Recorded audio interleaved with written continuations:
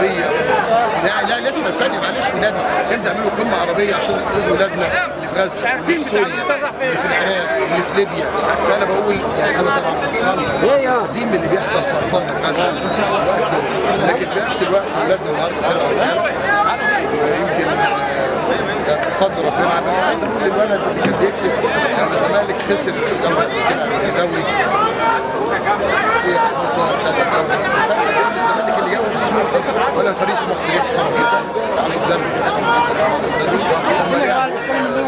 طبعا بيخطف اي فريق انت لو استمريت شويه كده ان شاء الله اللي معاك يا ولاد يا جدعان الاهلي خد الدوري بالاداره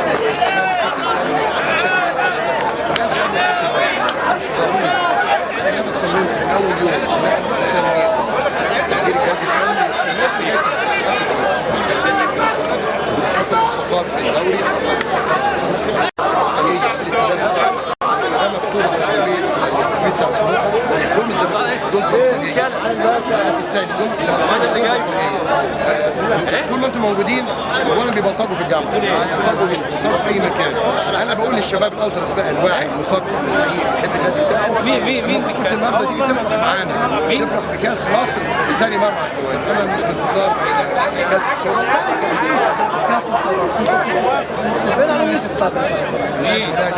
ان شاء الله نقابل في كاس السوبر باذن الله.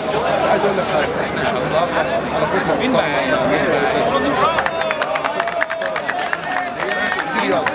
عارف لو تشتغل النهارده ما كانش عندي كاس العالم ما كنتش هدخل ليه؟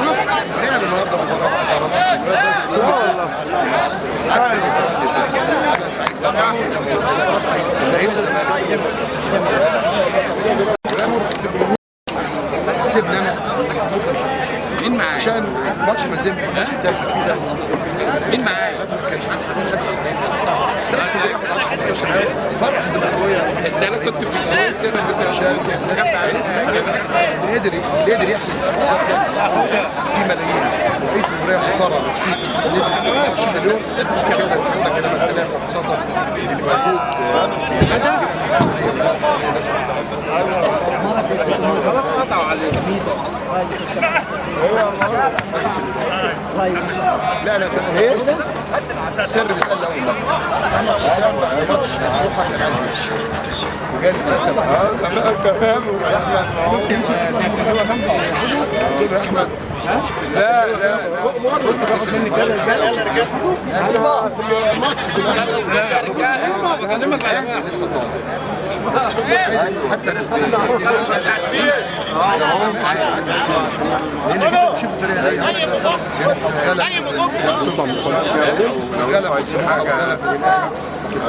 وسياده اللواء جنبي كمان اهو، سياده اللواء جنبي اهو. قناه مظاهر سياده اللواء ده دفعه 59 بقى اقدم مني قوي. الحمد لله. ابوك عامل ايه؟ عمري ما حسيت سعاده المستشار يا يوسف تعالى بقى يا ابني ظبطنا اسره معاه المدام بتاعتي. ازي حضرتك يا فندم؟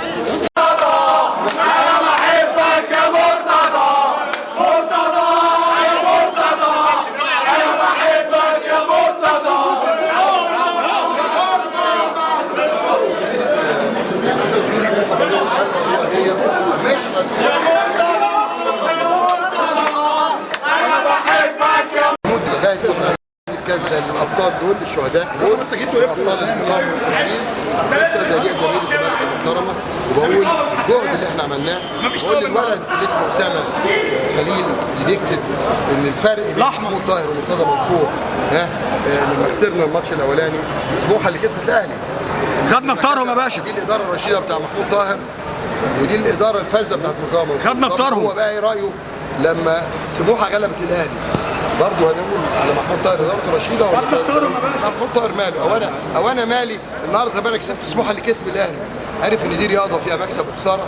عايز اقول له لم نفسك بقى، هو وابراهيم المنيسي الاشكال دي كل الناس تحب عليك عشان الرئيس الناس تحب عليك. خد لك مع الكاس. عايز اقول لك اصعب من بطوله الدوري. احنا ضيعنا بطولة الدوري بايدينا احنا. يعني ما بالاشبال البلانتي اللي ضاع والجون اللي جبته في نفسك. الناس دي بتحقد عليك يا ريس. لكن من امبارح انا قلت لهم كلمتين، حتى اللي هيمشي منكم ابنوا مجد لنفسيكم، اسم نادي الزمالك. اوعى تفتكر انت بتلعب والملعب فيه 5 ولا 6 ويتفرج عليك، لا ملايين في مصر والعالم العربي بيشوفك. هو عشان سمع كابتن مرتضى بيشجعك. في ناس بيجي لها السكر والضغط والقلب بسببكم. خليكم رجاله ما يهمنيش النتيجه. اخيرا بقى عندنا اداره، النهارده ضرب رئيس محترم النهارده اخيرا كانوا رجاله حتى بسبب النهارده كانوا رجاله. احمد حسام ميدو كان عايز يمشي بعد ماتش سموحه الثاني في الدوري، وانا قلت له لا اقعد خد بطوله، ومجلس الاداره هيجتمع يوم الاثنين ياخد قرار. احمد حسام عايز يكمل من 2004 لسه لينا مجلس من 2004 من 2004 بقى لك مجلس اهو. النهارده من 2004 مجلس بالكامل. ايوه اسف سب. لكن لو كان مشي بعد ماتش سموحه بتاع الدوري كان يبقى ماشي مهزوم مبسوط. النهارده احمد حسام ميدو مشي وقعد في النهايه واخد بطوله ورفع راسه. لا واحد سيد الجهاز الفني هيقول عليه احنا عاملين واحد سيد على فكره كان سر بيتقال اول مره. انا اللي طلبت اول مره تدخل، انا اللي طلبت حسام انه الواحد يجي عشان لو ربنا كرمنا وخدنا كاس ونرفع الكاس اللي كانت بتطلع على الملعب. هيكسر يلا راجل محترم حاسب يا من 2004 بيخلص علينا بيقدر يوقف جالنا الوحش جالنا الوحش والله العظيم ما اعرفه وربنا انا بحبه لله في الله وهو عارف اقسم بالله انا بحبه عباس محمد يا عباس الحوا اهو الحوا اهو الحوا مع سعادتك